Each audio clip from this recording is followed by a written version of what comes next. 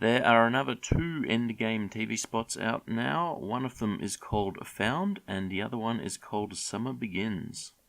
There are a few new things that haven't been in any of the trailers yet, but they look to be attached to things that we have seen. So there's nothing overall very new here, but most of the scenes look like something we have already seen before. To start off with, we get what looks to be the Guardians of the Galaxy ship, probably the Benatar, coming away from a planet. It's probably Earth, flying up through the clouds, and then maybe that's where we cut away to the scene that we've already seen many times before, with the 6 people inside the actual cockpit of the spaceship.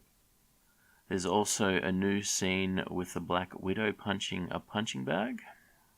And we also get another new scene with the Black Widow sort of looking over at somebody, and then it cuts away to this part. It's not about how much we lost. And we see Hawkeye, and Iron Man's got some sort of new shield that he's created.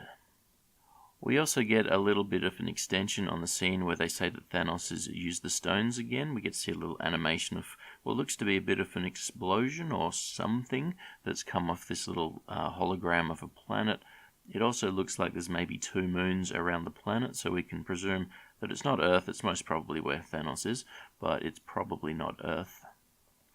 This scene here only has a few frames. It shows Captain Marvel flying up into the air at night time. Now it looks a little bit like where she's leaving is on fire, but it might actually just be lights that are orangey. These might be house lights or building lights. It looks a little bit more like lights to me than an actual fire, but on first glance, when you don't actually pause it, it looked like she was leaving somewhere that was actually on fire to me. There's not really too much else to see. She just sort of jumps up in the air and flies somewhere. At nighttime, it may be the nighttime scene we've seen where there was a lot of grass around, maybe a different time at night.